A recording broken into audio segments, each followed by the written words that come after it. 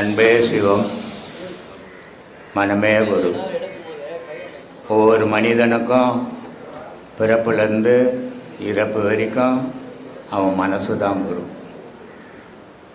அதனால் அந்த மனம் சொல்கிறபடி தான் மனுஷன் கேட்பான். மனசுங்கிறதால் தான் இவனுக்கு மனுஷன்னு பேர்.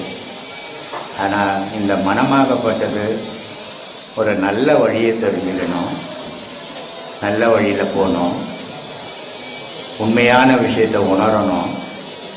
அப்படின்றதுக்காக தான் இந்த கிளாஸு, இந்த ஆன்மீகம், தெய்வ வழிபாடு இத்தனையும் அதுக்காக தான் வச்சுருக்குது. அதை நல்ல வழியில் பயன்படுத்திக்கணும்.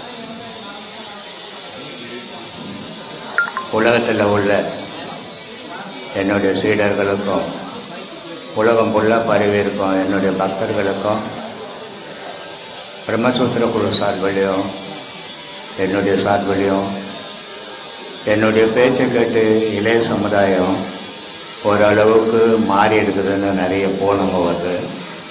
இதை கேட்கும்போது ஒரு சந்தோஷமாக இருக்குது. அந்த இளைய சமுதாயத்துக்கும் சேர்த்து பிரம்மசூத்திர குழு சார்பிலையும் என்னுடைய சார்பிலும் எல்லோருக்கும் ஆத்மா வணக்கம். முக்கியமாக இன்றைக்கி இளைஞர்களை பற்றி நம்ம சொல்ல வேண்டியதாக இருக்குது. மனித வாழ்வு மூணு விதமாக வாழறோம்.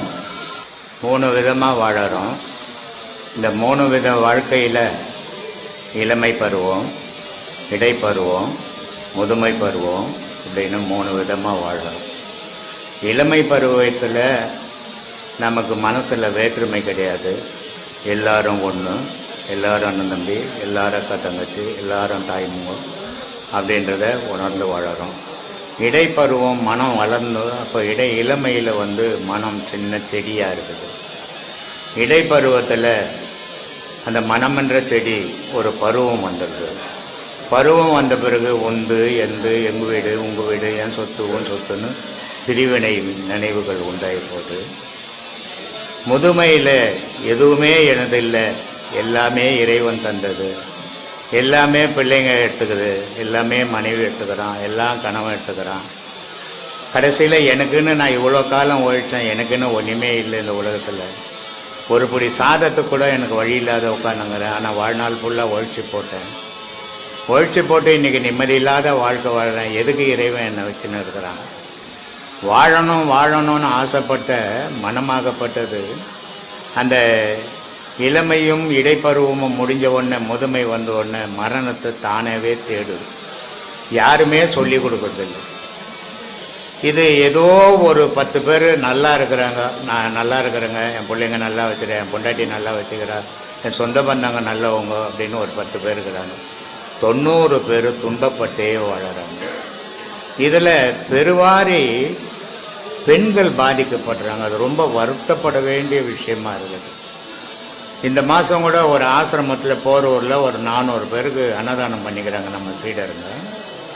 இந்த அன்னதானத்தில் பார்க்க போனால் அந்த 400 பேரில் துணி கூட இல்லாமல் இருக்கிறாங்க பெண்கள்.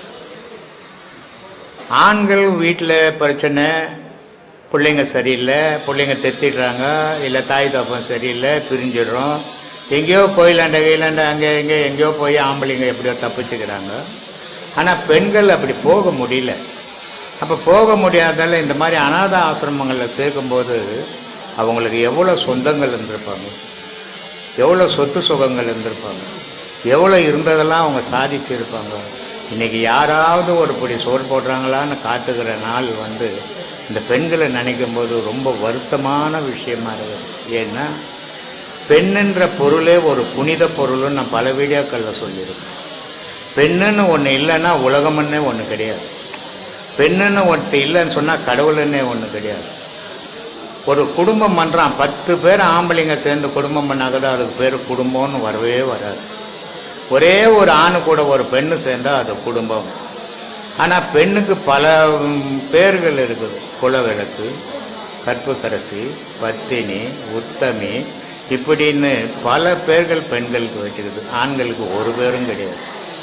காரணம் என்ன அப்படின்னா, பெண்ணுன்னு ஒன்று இல்லைன்னா குடும்பம்னே ஒன்று கிடையாது. பெண்ணுன்னு ஒன்று இல்லைன்னா உலக உற்பத்தினே ஒன்று கிடையாது. 1000 ஆண்கள் இருந்தால் கூட உற்பத்தி பண்ண முடியாது. ஆண் கொடுக்கறத பெண் சேர்த்து வச்சு 10 மாதம் பொறுத்து கருவாக கொடுக்குறான். அப்படிப்பட்ட புனிதமான பெண்கள் இன்னைக்கு வேதனைப்பட்டு வதையும் போது பார்க்கறதுக்கு ரொம்ப மனசு கஷ்டமாக இருக்குது. இதெல்லாம் ஏன் இந்த மாதிரியான நிலைமை? இவ்வளோதானா வாழ்வு, இவ்வளோதானா வாழ்க்கை? இப்போ அவங்களுடைய மனநிலை மரணம் அடைஞ்சாங்களா உயிராகிறாங்களான்னு உணர முடியாத நிலையில் வாழ்ந்துனுக்குறாங்க. இதுக்கு என்ன காரணம்? அதை தான் நம்ம பார்க்கணும். இப்படிப்பட்ட ஒரு நிலை பெண்களுக்கு ஒரு தைரியம் இல்லை, ஒரு பயம், வாழ்க்கையில் ஒத்து போய் வாழ முடியல, தெய்வ வழிபாடு பண்ண முடியல. இதுக்கு எல்லாம் என்ன காரணம் அப்படின்னா, வாழும்போது நான் வாழறேன், என் குடும்பம், என் புருஷன், என் பிள்ளைங்க, என் சொத்துன்னு வாழ்ந்துடுறாங்க. ஆனால் பிரச்சனைகள் வந்து அனாதையாக போகும்போது கடவுள் கூட என்னை காப்பாற்றலையே அப்படின்ற எண்ணம் வந்தது. ஆனால் கடவுள் யாரையுமே கைவிடுறதில்ல. புள்ள கைவிட்டுருவான், புருஷன் கைவிட்டுடுவான், சொந்த பந்தம் கைவிட்டுடும். கடவுள் எந்த மனிதனையும் கைவிட்டதே கிடையாது. ஏன்னா படைச்சவன் அவன். அவன் ஒரு அற்புத பொருள். அது இயற்கையாகவும் இருக்குது, ஈசனாகவும் இருக்குது, ஏக்கமாகவும் இருக்குது, ஏங்கிக்கணும் இருக்குது. இத்தனை வகையிலும் செயல்படுற இறைவனை நம்ம சுமக்கிறதில்லை. அதை சுமக்காத்தால இது எல்லாம் சொந்த பந்தங்கள் இழந்த உடனே நமக்கு ஒரு தள்ளாட்டம் வந்துடுது. அந்த தள்ளாட்டத்தில் தவிக்கும் போது தான் அநாத ஆசிரமங்கள் பெருகி போகுது. இதையெல்லாம் மாறணும்னா நீங்கள் இளமையிலேயே வாழ்க்கையை நடத்துங்க, பிள்ளைங்க மேலே காப்பாற்றுங்க, நல்ல குடும்பம் பண்ணுங்க, புருஷங்கக்கிட்ட அன்போடு இருங்க, பொண்டாட்டிக்கிட்ட அன்போடு இருங்க. ஆனால் கடவுள் இதையெல்லாம் கடந்து ஒரு பொருள் இருக்குது, அதை நம்ம அடைஞ்சே தீரணும் அப்படின்ற வைராக்கியத்தோடு இதில் பயணம் பண்ணிங்கன்னா அந்த கடைசி காலத்தில் புள்ள வேணாம், புருஷன் வேணாம், யாரும் வேணாம், என்னை காப்பாற்ற கடவுளுக்குறான்ற தைரியம் வரும். மனக்குழப்பங்கள் வராது. மனக்குழப்பத்தால் தான் மனுஷன் சிதைஞ்சு போயிடுறான். அந்த மனக்குழப்பம் இல்லைன்னா மனுஷன் சிதைய மாட்டான், எதை செய்தாவது அவன் வாழ்வான். அப்போ மனதிடம் வேணும். மனதிடம் வேணும்னா இந்த பாதை அவசியம். அதனால தான் இவ்வளவும் பேசுகிறோம், இவ்வளவும் சொல்லி கொடுத்துன்னுக்குறோம். இது சீரான முறையில் போகணும். உபதேசங்கள் வாங்குறீங்க, உங்களுக்கு ஒரு சந்தேகங்கள் வருது, யார் உபதேசம் கொடுத்தாங்களோ அவங்களாண்ட தான் போய் கேட்கணும் சந்தேகத்தை. அதை விட்டு வெளியே நிற்கிறவங்ககிட்டலாம் சந்தேகம் கேட்டால் எல்லாருமே இங்கே ஏகலைவனை மாறி போய்க்கிறாங்க. இப்போது நான் அவங்கவுங்களே குருவாக மாறிட்டு அவங்கவுங்களே ஒரு ஐடியாவை சொல்லி இப்போ காது நோவுது கண்ணு நோவுதுன்றாங்க. இந்த பாடத்தில் அது எதுவுமே வராது. சீரான முறையில் பண்ணால் தப்பாக பண்ணிங்கன்னா இதெல்லாம் நடக்கும். என்ன அந்த மாதிரிலாம் எல்லாருக்கிட்டும் கேட்காதீங்க. உங்களுக்கு ஏதாவது ஒரு சந்தேகம் வருதுன்னா யார் உபதேசங்க வாங்கினீங்களோ அவங்களாண்ட இப்படி இருக்குது, இதுக்கு என்ன செய்யணும்னு கேளுங்க. போகிறவங்க வரவங்களெல்லாம் கேட்டால் அவங்கவுங்க ஐடியாவுக்கு ஒன்று சொன்னாங்கன்னா அதெல்லாம் கேட்டு போனீங்கன்னா கேட்டுறது நீங்களாக தான் இருப்பீங்க. அதனால் அந்த மாதிரி வேலையெல்லாம் விட்டுடுங்க. அதே நேரத்தில் இங்கே யாரும் குருவாக மாறிடாதீங்க. குருவாக ஆகணும்னு ஆசை இருந்ததுன்னா ஒரு பெரிய ஆசிரமம் கட்டுங்க. ஒரு 5 ஏக்கரில் இடம் வாங்கி ஆசிரமம் கட்டி குருவாக உட்காந்து உபதேசங்கள் பண்ணுங்க. ஆனால் இன்னொரு ஆசிரமத்தில் போய் உங்கள் பிளான் எல்லாம் அவங்களுக்கு சொல்லக்கூடாது. ஏன்னா ஒவ்வொரு குடும்பமே ஒவ்வொரு விதமாக வாழும். ஒவ்வொரு ஆசிரமத்தில் கலைகள் ஒவ்வொரு மாதிரி இருக்கும். நீ எங்கேயோ படித்தது பார்த்தது கேட்டதெல்லாம் வந்து இங்கே சொல்லக்கூடாது. அப்படி சொல்லும் போது இருக்கிறவங்கள கெடுக்கிற மாதிரி ஆகிடும் அது. அதனால் நீங்கள் எதுக்கு வந்தீங்களோ உங்கள் வேலையை மட்டும் பாருங்கள், அடுத்த வேலைக்கெல்லாம் போயிடாதீங்க. போகிறதுனால என்னாகும், எல்லாரும் கெட ஆரம்பிப்பாங்க. அந்த மாதிரி செயலெல்லாம் செய்யாதீங்க. நல்ல பாதையில் போங்க, நல்ல வழியை தேடுங்க, இறைவன் அடைய முயற்சிகளை விடாமுயற்சியாக பண்ணுங்க. வைராகியத்தோடு உங்கள் பயணங்கள் தொடரட்டும், அது நல்லாயிருக்கும். சொல்லுமா. வணக்கம் ஐயா. ஐயா நிறைய தடவை நீங்களே சொல்லியிருக்கீங்க சோறு தான் கடவுள், சோறு கண்ட இடம் சொர்க்கம், உணவு தான் கடவுள், உணவு தாமா கடவுளும். உலகத்தில் மனுஷனை தவிர மற்ற ஜீவராசிகள் ஏதாவது கடவுளை கும்பிடுதா? இல்லை. ஆனால் வாழுது. அப்போ உயிரினத்தை காப்பாற்றுறது எது? இதை நம்ம யோசிக்கணும். உணவுதான். இதை யோசிக்கிறதே கிடையாது. மதம் இதம் ஜாதி அது இதுன்னு வச்சுக்கின்னு மனுஷனை குழைப்பு. கடவுள் எதுன்னு தெரியாமல் போயிடுச்சு. இப்போ மனுஷனுக்கு கடவுள் எதுன்னு தெரியாமல் மத வழிபாட்டில் போய்கின்னு என் மதம் பெருசு ஊ மதம் பெருசுன்னு மனுஷன் மதம் ஏறி தெரிஞ்சுக்கிறான். மனுஷன் உயிரினத்துக்கு உலகத்தில் இருக்கிற உயிரினம் அத்தனைக்கும் உணவு தான் கடவுள். உணவுன்னு ஒரு பொருள் இல்லைன்னு சொன்னால் உயிரினம்னு ஒன்று இருக்காது உலகத்தில். எந்த கடவுளாலையும் காப்பாற்ற முடியாது. ஆனால் அந்த உணவுகளை படைச்சது கடவுள். நீ சாப்பிட்ற உணவு அரிசி, ஒரு நெல். அந்த நெல்லை நீ தான் செய்த சாப்பாடு, நீ சாப்பிட்ட நல்லா இருக்கிற. ஆனால் அந்த நெல்லை நீ செய்ய முடியுமா? எந்த விஞ்ஞானமாகவும் செய்ய முடியுமா? செய்ய முடியாது. அப்போது இந்த உணவு, நமக்கு தேவையான உணவு பண்டங்களை படைத்தவன் இறைவன். படைச்சிட்டு நம்மெல்லாம் சாப்பிட்றத பார்த்து வேடிக்கை பார்க்குறான். அதனால தான் நான் பல வீடியோக்களில் சொல்லுவேன், நீ சாப்பிட்டு சந்தோஷப்பட்டு ஆனந்தப்படாத, மற்றவன் சாப்பிட்றத பார்த்து சந்தோஷப்பட ஆனந்தப்படு, அதுதான் நல்லது அப்படின்னு. அது மாதிரி இறைவன் எல்லாத்தையும் படைச்சிட்டு நம்ம சாப்பிட்றதையும் நம்ம பண்ணுறதையும் பார்த்து அவன் சந்தோஷப்படுறான். அதே நேரத்தில் சில மனிதர்கள் செய்யறதை பார்த்து கடவுள் வருத்தமும் படுறான், இவனையும் நம்ம படைச்சிட்டோமேன்னு. இதை ரொம்ப அழகாக பட்டினத்தார் கேட்குறாரு காஞ்சிபுரத்தில்.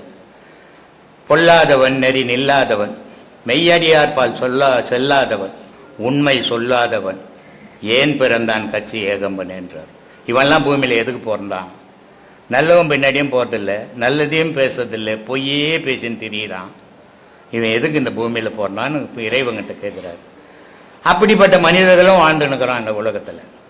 இறைவன் படைக்கும் போதே நன்மையும் தீமையும், இரவும் பகலும், இன்பம் துன்பம், இதையெல்லாம் கலந்து தான் படைச்சிருக்கிறான்.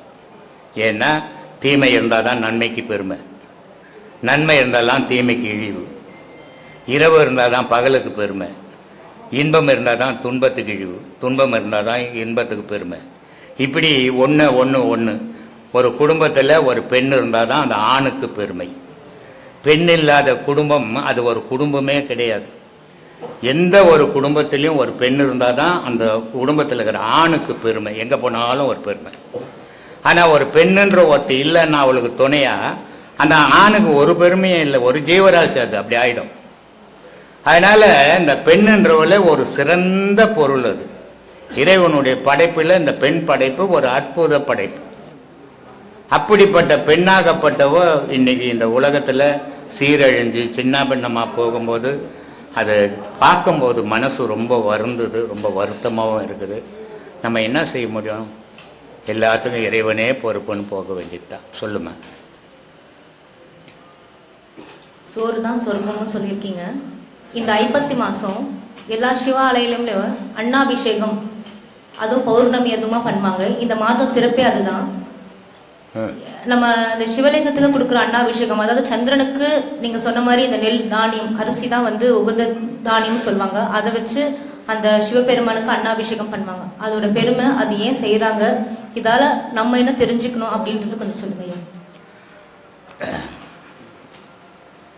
உலகத்தில் எல்லா பொருளும் ஒரு நிஜ பொருள் இருக்குது.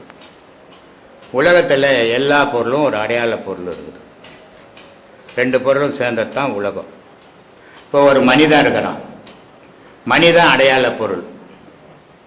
ஆனால் அந்த அடையாள பொருள் நிஜம் கிடையாது. ஆனால் மனிதனுக்குள்ள உயிர் இருக்குது, அது அடையாளம் இல்லாதது, ஆனால் அது நிஜ பொருள்.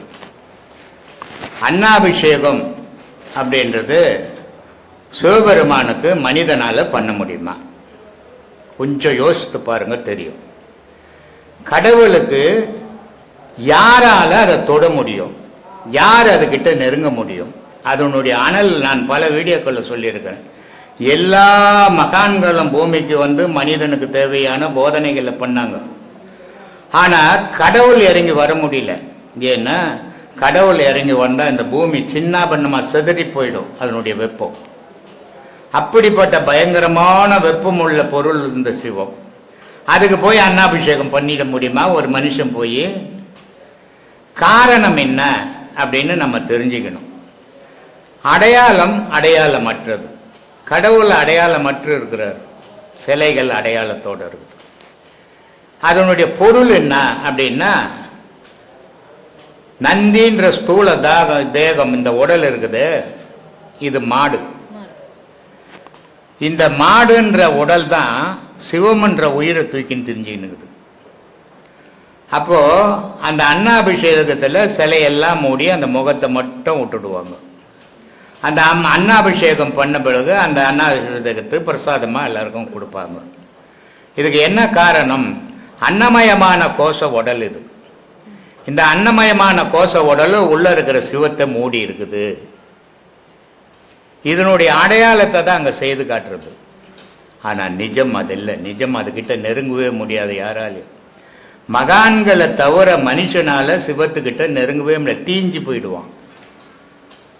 அப்படிப்பட்ட அன்னாபிஷேகம் எதுக்குன்னா மனுஷனுக்கு ஒரு பக்தியை காட்டணும். இறைவன் மறைஞ்சிருக்கிறான். அதெல்லாம் அன்னமயா கோஷமான உடல் நம்மளை மறைச்சி வச்சிருக்குது. நம்ம சிவத்தை தூக்கின்னு தான் தெரிஞ்சுன்னுக்குறோம். ஆனால் நம்ம உடலையே நம்பி வாழ்ந்துன்னுக்குறோம், உள்ளே இருக்கிற பொருளை நம்பி வாழலை. அதனால் உள்ளே இருக்கிற பொருளை நம்பி வாழுங்க. அதற்காக இந்த அன்னாபிஷேகம், கடவுள் உள்ளே இருக்கிறாரு, மேலே சாதத்தால் மறைச்சி இருக்குது அப்படின்னு காட்டுறதுக்கு அந்த அன்னாபிஷேகம் பண்ணுறோம். என் பேர் ராமதாஸ். நாங்கள் முனீஸ்வரன் கும்பிட்றோம் சாமி. ஏம்மா? முனீஸ்வரன். முனீஸ்வரன். அது வந்து பார்த்தீங்கன்னா இப்போ 3 உபதேசம் வாங்கிட்டேன் நான். சரி. இப்போ பேர் முனீஸ்வரனா? இல்லை சாமி, நாங்கள் குலதெய்வம் முனீஸ்வரன். ஓஹோ, அப்போ இன்னொருத்தர் காட்டேரியா இருக்குது, 2 பேரும் கனவு மனைவியா? அப்படி இல்லை, அப்படி எல்லாம் இருக்கிறீங்க இன்னும் கூட. இப்போ ஒரு 3 வருஷமா நான் இப்போ கறி மீனே சாப்பிட்றது இல்லை. பின்ன குல தெய்வத்துக்கு நீ எதுக்கு இங்கே வந்த? அது இல்லை சாமி, இப்போ அதை விட்டுட்டு அவங்க பேச்சு கேட்கறதுனால. பேச்சு கேட்கறது வேற விஷயம். இப்போ கோயிலில் போற, சாமி கும்பிடுறேன். ஆமாம், அது ஒன்றும் உங்ககிட்ட பேசலாமா? ஆனா உன் குல தெய்வம், அது உன்னை காப்பாத்துற தெய்வம். நீ அதுகிட்ட உபதேசம் வாங்கிக்க வேண்டியது தானே? நான் தான் உங்ககிட்ட வாங்கிட்டேனே. எதுக்கு இங்க வந்தேன்ற? அதுல வேலைக்கிட்ட சாமி, அதுல குல தெய்வமாவது கோத்திர தெய்வமாவது ஒரு தெய்வமும் இல்ல. முனேஸ்வரனுக்கு வயசாவாத? யார் அவன் முனேஸ்வரன்? யாரு அவன் முனேஸ்வரன்? எப்ப நான் பாத்துக்கிறியா நீ உன் குல தெய்வம்? அப்புறம் பாக்காத எப்படி அவன் குல தெய்வம் சொல்றேன்? உங்க அப்பா பார்த்தா எங்க அப்பா சொல்லி கொடுக்குறாங்க சாமி. அம்மா பார்த்தா எங்க அம்மா குல தெய்வம்னா பரவாயில்ல, உன்னை காப்பாத்தினாங்க. முனேஸ்வரன் எப்ப காப்பாத்திச்சு உன்ன? இப்ப நான் சொல்றேன் சாமி, எல்லாமே எங்க பங்காளிங்களா இருப்பாங்க. இந்த ஆடு மாடுலாம் வெட்டாதீங்கன்னு சொன்னா, நீ ஏன்டா அந்த மாரி பண்ற, நீ அந்த மாதிரி மாறின அப்படி. நான் ஒரு 3 வருஷமா ஆயிடுச்சு இப்ப சாப்பிட்றதே இல்லை எதுவுமே. இப்ப என்ன வந்து முனேஸ்வரனுக்கு சுட்டு சாராயம் எல்லாம் வைக்கணுமே, அதெல்லாம் முனேஸ்வரன் குடிச்சார என்ன குடிக்க மாட்டான். இந்த முனேஸ்வரன் தான் குடிச்சு நிற்பான். ஆமாம், பக்கத்துல இருக்கு தான் வந்துட்டு. அது மூட்டாண்ட கம்சலான்னு ஒரு அம்மா சாராயம் வித்துருந்தாங்க. சொல்லுங்க சார். அந்த அம்மா RS போட்டு 75ல் பவுடர் போட்டு எல்லாம் சாவாகி போச்சு. அந்த நேரத்தில் அவங்க வீட்டுக்காருக்கு இந்த அம்மா சாராயம் வச்சுட்டு குடிச்சாங்க. அந்த முனேஸ்வரனுக்கு முதல் செத்து பண்ண முனேஸ்வரன், வீட்டுக்கார முனேஸ்வரன். சரிங்க சாமி. இந்த அம்மா இருக்கிற காட்டேரி செத்து போச்சு காலையில். முனேஸ்வரன் கொண்டு போட்டாரு. சரிங்க சாமி. அதனால சுட்டு சாராயம் இதெல்லாம் வச்சு தானே முனீஸ்வரன் கும்பிடணும், சும்மா கும்பிட முடியாத. அதான் இப்போ அந்த கோவிலுக்கே போகிறது இல்லை நான். இப்போ பார்த்தீங்கன்னா எங்கள் வீட்டில் குலதெய்வம் ஏன்பா வரமாட்டேங்குன்னு சண்டை போட்டுனே இருக்காங்க. சண்டை போடுறாங்களா? அதை தெத்தி விட்டுடு. பங்காளி நிம்மதியாக இருக்கணும்னா நீ ஒண்டியா இரு, இல்லைன்னா இத்தை விட்டுடு. இதை விட முடியாது சாமி. இதை விட முடியாதுன்னா அத்தை விட்டுடு. நான் உங்களை 5 வருஷமா அந்த இது கேட்டு தான் 3 உபதேசம் வாங்கிட்டேன். இந்த நல்ல பாதையில் போகிறதுனால மனுஷன் கொஞ்சம் தெம்பா இருக்குது சாமி. சரி. அதில் போனால் அடிக்கடிக்கு சண்டை வந்துன்னு இருக்கேன். எப்போ பார்த்தாலும் முனேஸ்வரன் வந்து ஒன்று அடிக்கடி சண்டை போட வைப்பாரு. சண்டை வேலையை அதுதான். ஒரு குடும்பத்தையும் சண்டை போட்டு விடுறது, ஒவ்வொரு குடும்பத்திலையும் இருக்கிற பொம்பளைங்களை காட்டேரி சண்டை போட விடுறது, இதுதான் அதுக்கு வேலை. சும்மாவே சாமி வந்த மாதிரி எல்லாம் ஆடும். ஊசி எடுத்து குத்தணும் நேற்றுக்கு. எங்க முனீஸ்வரன் கோயிலில் அந்த அம்மன் பெரிய ஊசியா கோணி தைக்கிறாங்க தெரியுமா? அது மாதிரி வச்சு நறுக்குன்னு ஒரு ஏற்று காட்டேரி பறந்து போடும், முனீஸ்வரன் பறந்து போடும். நீங்க சொல்றதை நான் சொன்னேன், இதெல்லாம் ஏன்டா மூட நம்பிக்கையில் அந்த மேலே பண்ணிட்டீங்கன்னு. அவங்க சொல்றாங்க, டே சாமி குத்தமா ஏன்டா அது மேலே கன்னத்துல போடுறா அப்படின்றாங்க. ஆமா, கன்னத்துல 2 போடு. அந்த மொல்லெல்லாம் தட்டாத, குட்டா மயக்கம் வந்துடணும். அம்மாவை போய் அத்தைன்னு அந்த மாதிரி கொடுக்கணும். குட்டா விட்டா என்ன வச்சிருவாங்களாட்டுங்க சாமி. அதனால அந்த கோயிலுக்கே போறது இல்லை. போகுது போய் இதை பாரு போ. சரிங்க சாமி, செய். ரொம்ப நன்றி சாமி. சொல்லுப்பா. மூச்சு முகமே சரியில்லை போடுறது. நான் நம்ம உங்களோட யூடியூப் பார்த்து இந்த யோகா பாதைக்கு வந்திருக்கிறோங்க. ஏம்பா? இல்லை, உங்களோட யூடியூப் பார்த்து ரொம்ப பிடிச்சி போய் நான் 3 உபதேசம் வாங்கி பண்ணிட்டு இருக்கிறோம். சரி. நான் இங்கே வந்ததுக்கு காரணம், முன் செஞ்ச இது தர்மமா, முன் இதில் செஞ்ச தர்மமா, இல்லை இப்போ இந்த பிறப்பு இடத்துல செஞ்ச கர்மமா?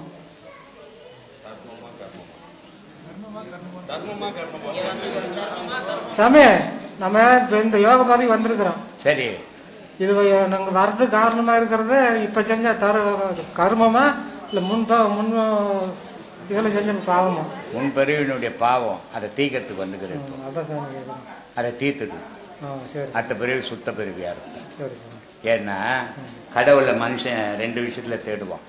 ரொம்ப சொத்து சோகம் தெரிஞ்சுமா, கடவுளை எனக்கு இவ்வளோ கொடுத்தாருன்னுவான். இல்லைன்னா உதப்பட்டு சாகும் போது கடவுளே என்னையே அப்படி உதப்பட்டுற கூட்டாருன்னும். மிதமாக இருக்கும்போது கடவுளை கும்பிட மாட்டான். உனக்கு 1000 கஷ்டங்கள் வந்திருக்கும், சரி இப்படியாவது மேலே ஒருத்தன் கத்தி கிடக்கிறான் பைத்தியக்கார மாதிரி, அங்கே என்ன போகலாம், போய் ஏதாவது ஒரு நிம்மதியை தேடலான்னு வந்துருக்கோம். ரொம்ப தெளிவாக இருக்கு. அதுதான் துன்பம் வரும்போது தான். அதனால தான் சொன்னான் கண்ணதாசன். கண்ணதாசன் ரொம்ப அழகாக சொன்னான். பட்டினத்தார் வள்ளுவர் சொல்றாரு, துன்பம் வரும்போது நகுக, எப்போ துன்பம் வருதோ அப்போ சிரிடான்னாரு. அதனால கண்ணதாசன் கேட்டான், ஏன்னா துன்பம் வரும்போது எப்படியா சிரிக்க முடியும், அவன் தான் அதை பற்றி யோசித்து பண்ண அழுதுன்னுக்கிறானே அப்படின்ட்டு. அதனால கண்ணதாசன் கேள்வி கேட்குறான், பாம்பு வந்து கடிக்கையில் பாழும் உடல் துடிக்கையில் யார் முகத்தில் பொங்கி வரும் சிரிப்பு. துன்பம்ன்றது ஒரு பாம்பு மாதிரி, அது கடிக்கும் போது எப்படா சிரிப்பு வரும்? இது என்ன பட்டினத்தாராடா ஒரு மனுஷன், கீழ் பக்கத்தில் இருக்கிற கரும்பு தித்திக்கும், மேல் பக்கத்தில் இருக்கிற கரும்பு உப்பு கறிக்கும். ஆனால் பட்டினத்தார் கையில் உள்ள கரும்பு இனிக்கும். அவர் மகான், இவன் மனுஷன், இவன் எப்படா துன்பம் வரும்போது சிரிப்பான்னா? அப்போ இந்த துன்பம் வரும்போது தான் நீ இந்த பாதையை தேடின, யூடியூப்பை பார்த்த, ஏதோ ஒரு பைத்தியக்காரன் கத்திங்கிறான் அங்கே போய் பார்க்கலான்னு வந்த. துன்பமெல்லாம் ஒன்றும் இல்லை. இனிமேல் போட்டோம், போனதெல்லாம் போட்டோம். இனிமேல் உன்னை தேடு, கடவுளை தேடுறதெல்லாம் மறந்துடு, கடவுளை நான் எப்பயுமே உன்னை தேடு, நீ யாருன்னு தெரிஞ்சுக்கோ, உன் துன்பமெல்லாம் போயிடும். சந்தோஷம்.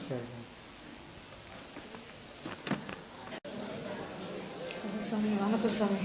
வணக்கம்மா. மே மாதம் வந்து 7ஆம் தேதி பௌர்ணத்திக்கு வந்து 15ஆம் தேதி பௌர்ணத்திக்கு வந்து போனோம்.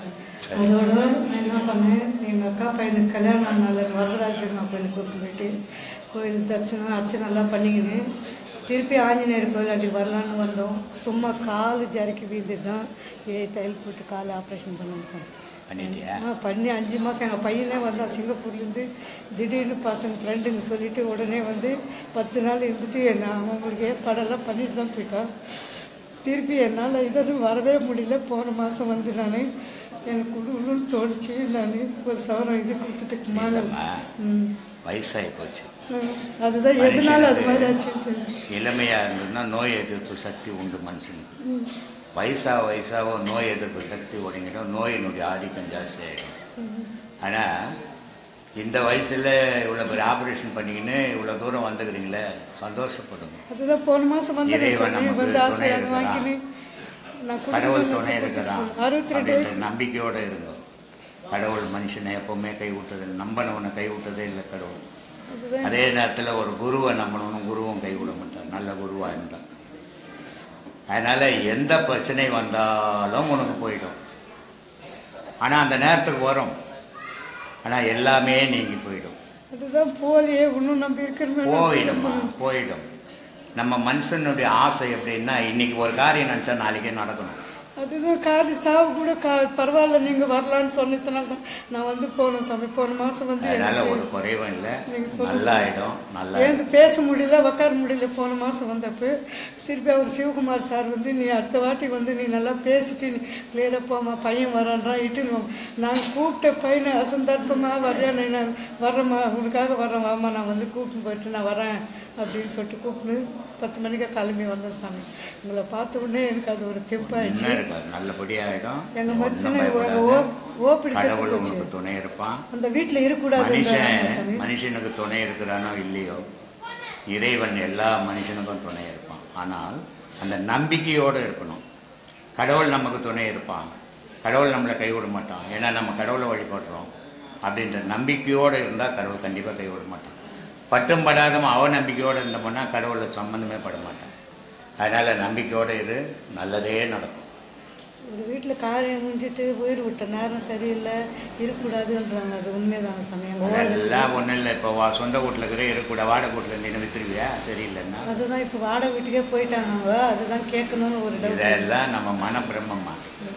எந்த வீட்டுக்கு போனாலும் நமக்கு நடக்கிறது நடந்துக்கினே இருக்கும்.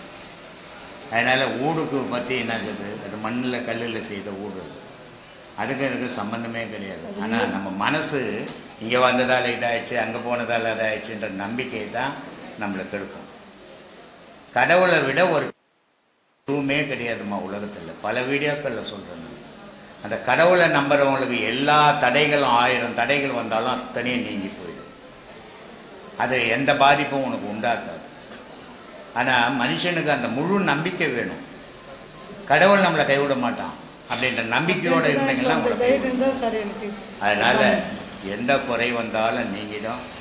இதெல்லாம் வீடு வாசல் எல்லாம் 1000 பேர் 1000 சொல்லுவோம். அதனால தான் சொல்கிறது, அடுத்தவன் பேச்சை கேட்டுக்கிட்டு வாழாத, உன் முடிவு எடு. இந்த வீட்டில் இருக்கலான்னா இரு, இது வேணான்னா போயிடு. இன்னொருத்தர் சொன்னாங்கன்னு போவாது. அப்புறம் அந்த வீட்டில் போய் சொல்லுவாங்க, இந்த வீட்டுக்கு வந்து தாங்க நீங்கள் கெட்டு போட்டீங்க அப்படின்னா இன்னொரு வீடு தேடணும்.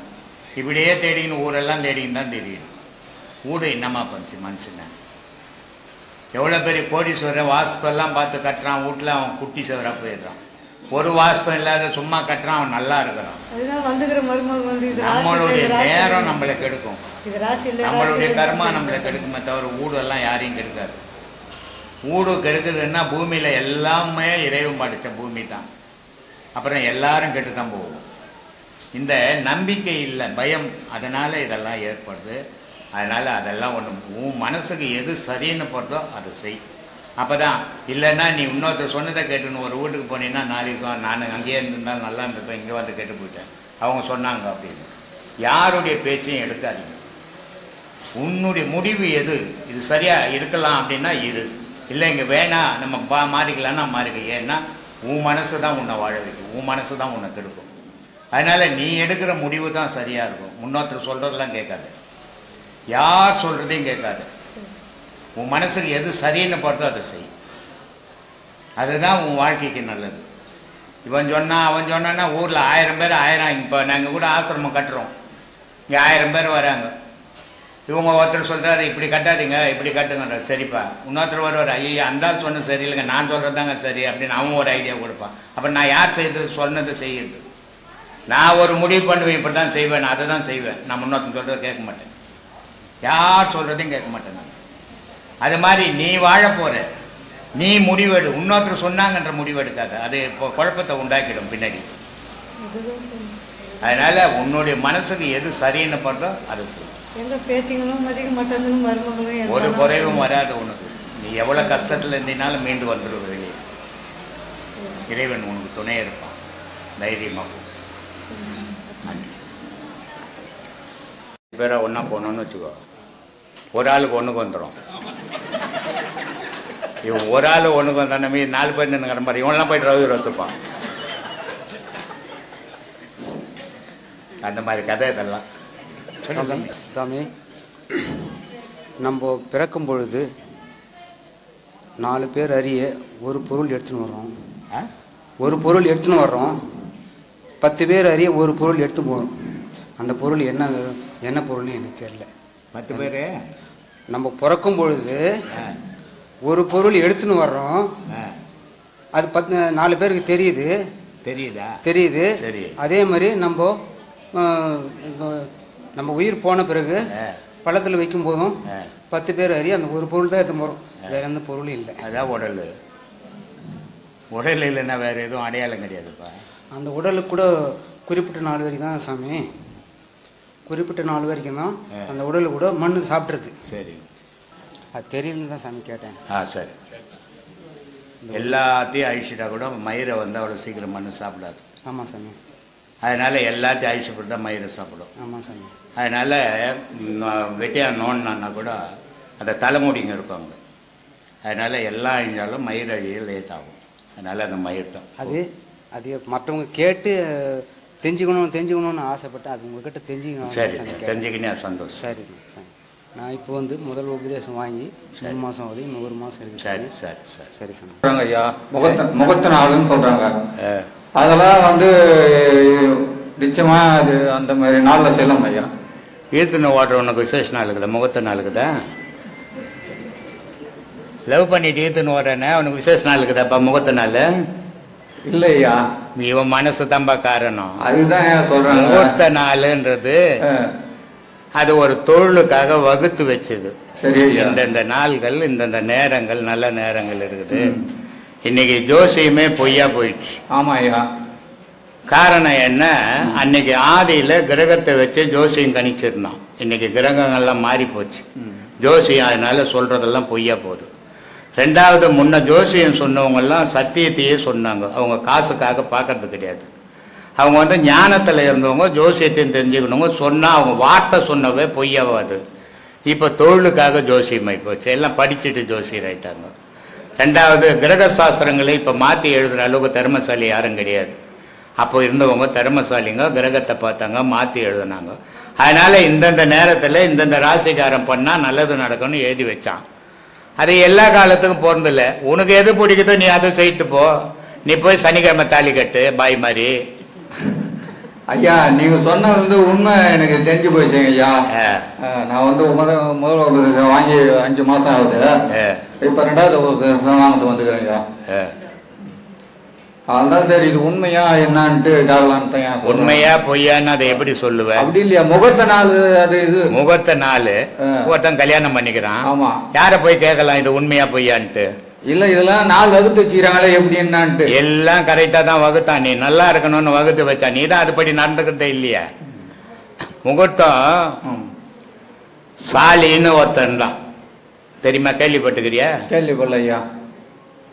அவர் தான் இன்னைக்கு மைசூர் மகாராஜா. அந்த சாலின்றவன் ஒரு ஐயர் பொண்ணுக்கு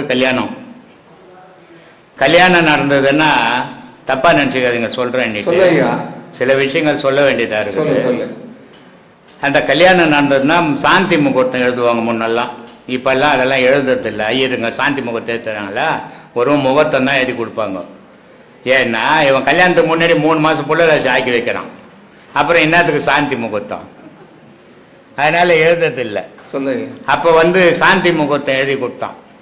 எழுதி கொடுத்தா 3 மாசம் பொறுத்து தான் சாந்தி முகூர்த்தம் பண்ணணும் அப்படின்னு எழுதி கொடுத்துட்டான். அப்போ ஒரு கல்யாணம் ஆன பொண்ணும் கல்யாணம் ஆன பையனும் ஒரே வீட்டில் சும்மா இருக்க முடியாது அப்படின்ட்டு ஐயர் என்ன பண்ணிட்டான், பொண்டாட்டியை விட்டுட்டு நான் 3 மாசம் பொறுத்து வரேன் அப்படின்ட்டு கிளம்பி போயிட்டான். 3வது மாதம் வரும்போது வீட்டுக்கு வரணும். வந்தால் குறுக்க ஒரு ஆற்றுல அளவு மீறி தண்ணி போகுது. நம்மள மாதிரி ஆள் இருந்தால் ஆற்றுல நீஞ்சி போயிடலான்னு அடிச்சின்னு போயிடுவோம். அவன் ஐயர் புத்திசாலி. அதனால் அவன் ஆத்தங்காரியிலே சுற்றுறான், அது எப்படி தாண்டது, எப்படி அண்ணாண்ட போகிறதுன்ட்டு. அங்கே ஒரு கொசவன் என்ன பண்ணுறான், மண் எடுத்துனுக்கிறான், சட்டிப்பானை செய்கிறவன். அவன் இந்த ஐயரை பார்க்குறான். என்ன ஐயர் ஆத்தங்கரிலே சுற்றுறாருன்னு போய் கேட்குறான், என்ன ஐயரை ஆத்தங்கரிலே சுற்றுற அப்படின்னா. அப்போ சொல்கிறான், இந்த மாதிரி எனக்கு கல்யாணம் ஆச்சு, இந்த நேரத்தில் சாந்தி முகூர்த்தம் நடந்தால் பிறக்கிற குழந்தை அறிவாளியாக பிறக்கும், திறமசாலியாக பிறக்கும், வீரனாக பிறக்கும். ஆனால் அந்த நேரம் போகிறதுக்காக நான் திடீர்னு இப்போ இந்த ஆற்றுல இவ்வளோ தண்ணி போகுது, என்னால் அண்ணாண்ட கடந்து போக முடியல அப்படின்னு நம்ம சொல்கிறான். அப்போ அந்த சட்டிபானை செய்கிறவர் சொல்கிறாரு, இது மாதிரி நீ அண்ணாண்ட போக முடியாது, தண்ணி அதிகமாக இருக்குது, என் வீட்டில் வயசு பொண்ணு இருக்குது, நீ அதுக்கிட்ட போயிடு அப்படின்ட்டு அவர் பொண்ணுக்கிட்ட எடுத்துன்னு ஐயரை விட்டார். அந்த கொசவனுடைய பொண்ணுக்கும் அந்த ஐயருக்கும் பொண்ணு தான் சாம்பராஜா உடையார். விக்ரமாதித்தனையே கொன்னுச்சது சாலி. அப்போ அந்த நாள் வகுத்த நாள்கள்லாம் சரியா இருந்தது. வகுத்தவனும் காசுக்காக வகுத்தவன் இல்லை, அதனால அதெல்லாம் நடந்தது. இப்போ அதெல்லாம் சரியா இருக்குதா சரியா இல்லையான்னு யார் போய் ஆராய்ச்சி பண்றது? அதனால அதெல்லாம் தேவையற்ற ஆராய்ச்சியெல்லாம் விட்டுடுங்க. உனக்கு எது மனசுக்கு சரின்னு போடுறதோ அதுதான் சரி.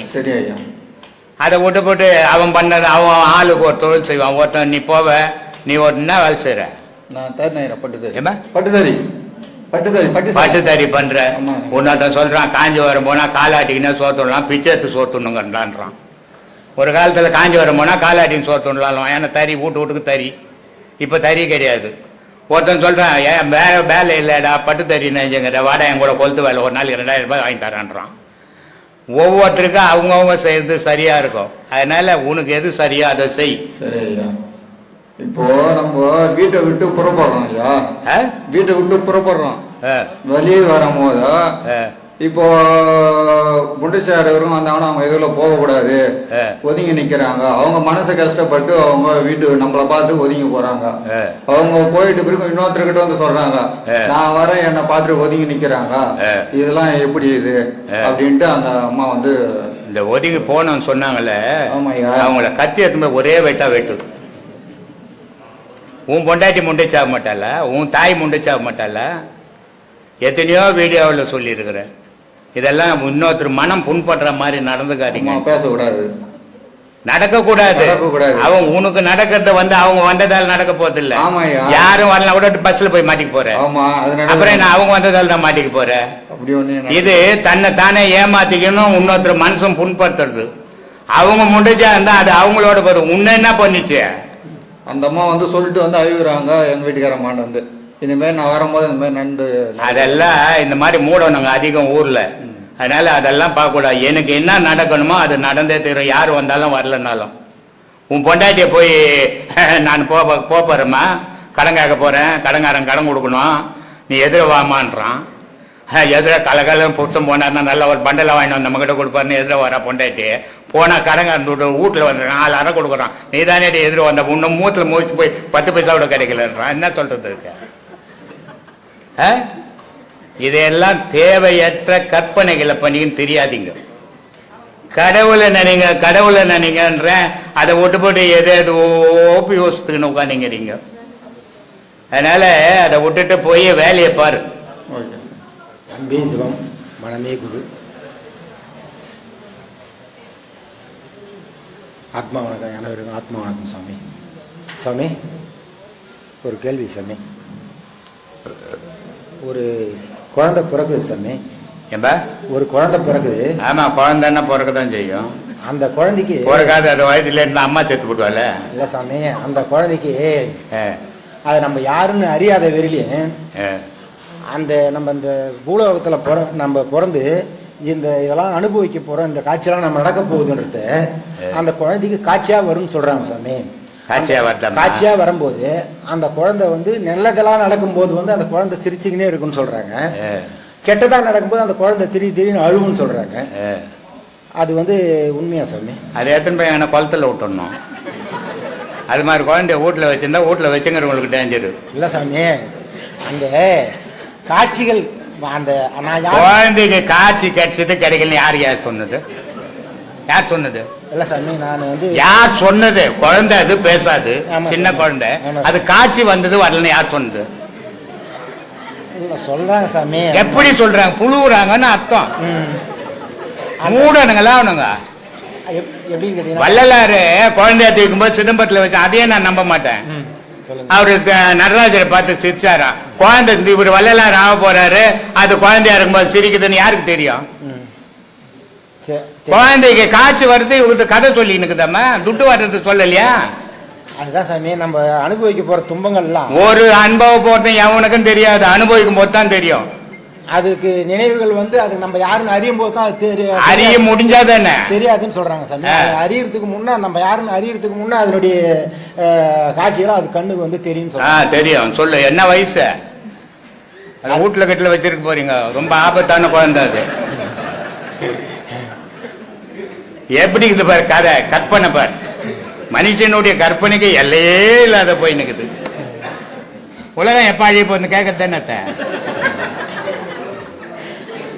ஏன்பா சரி கொடுமையாகிறீங்க சாமி? நான் வந்து விழுப்புரம் வாய் வரல பேசல பிறந்த குழந்தை, அதுக்கு நடக்க போதெல்லாம் தெரியும். சொல்லுது, யாருக்கிட்ட சொல்லுதுன்னு தெரியல. அது இல்ல சாமி, சொல்லல சாமி. அது வந்து அழுவுறதும் சிரிக்கிறதும் அதனுடைய காட்சி நினைச்சுதான் சிரிக்கும். அழுவத்தையும் சிரிக்கிறதையும் வச்சு நீங்களா ஒரு முடிவு பண்ணிட்டீங்க சொல்றாங்க சாமி. ஆமா, அழுவும் போது அது பசியத்தை அழுவுது, பசியில்னா சிரிக்குது. இவங்க சிரிக்கிறத பார்த்த உடனே நடந்ததெல்லாம் சொல்லிங்குது, அழுவத்தை பார்த்த உடனே கெட்டதெல்லாம் நடக்க போது இவங்களா ஒரு முடிவு கதை எழுதிங்க. அப்படி அதான் கதை எழுதினுங்கிறீங்க. ஏதுங்க, நல்லா எழுதுங்க. இந்த மாதிரி கதைங்க தான் நிறைய வந்துச்சு ஊர்ல. அதனாலதான் முட்டாள ஆயிட்டுக்கிறான் மனுஷன். நிஜத்தை தேடுங்கன்னா கற்பனையிலேயே வாழ விரும்புறீங்க. உங்களுக்கு என்ன சொல்ல முடியும்? சரிங்க சாமி, நான் விழுப்புரம் மாவட்டத்தில் வந்துருக்கேன் சாமி. என் பேர் வெங்கடேசன் சாமி. ஐயாவுடைய யூடியூப் ஹாஸ்பிட்டலுக்கு கிட்ட போய் பாரு, உங்க ஊட்டம்மாவை செக் பண்ண போய் முதல்ல. ஏன் சாமி? இல்ல உங்க ஊட்டம்மா சொன்னாங்கன்றியே? எங்க வீட்டம்மா சொல்ல சாமி, சிலது சொன்னது தான் நான் சொல்றேன் சாமி. அதான் அவங்களை இட்டும் போய் ஹாஸ்பிட்டல் இட்டும் போய் பார்க்க சொல்லு. ஏன்னா பிரெயின் பாதிச்சிருந்தா அது மாதிரி எல்லாம் சொல்லுவாங்க. இந்த குடிக்காரங்கிறான் தெரியுமா? ஆமா சாமி. ரொம்ப குடிச்சு மூளையில் இருக்கிற நரம்புங்க வீக் ஆயிடும். சரிங்க சாமி. வீக் ஆகி போச்சுன்னா அவனுக்கு ஒரு தெளிவு இருக்காது. சரிங்க சாமி. அவன் உட்காந்துப்பா யாரோ வெட்டுற மாதிரி இருக்கும் அவனை. சரிங்க சார். ஆனா யாரும் இருக்க மாட்டாங்க, யாரோ குத்துற மாதிரி இருக்கும். கத்துவான். ஒரு குவார்டர் வாங்கி குத்தினா குடிச்சு திரும்பி அது நரம்பெல்லாம் ரப்பாகி போச்சுன்னா நல்லா இருப்பான். சரிங்க சார். அது மாதிரி உங்களுக்கு ஏதோ பாதிச்சிருக்கும், ஹாஸ்பிட்டல் இட்டு போய் பார்க்க சொல்லு.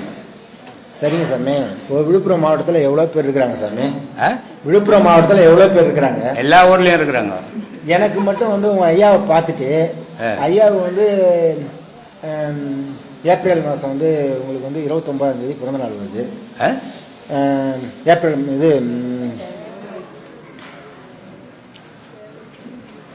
ஏப்ரல் 29ஆம் தேதி பிறந்த நாள். அதை சொல்றதுக்கு எவ்வளவு கஷ்டமா படுறேன். ஏப்ரல் மாதம் 29 ஐயோ.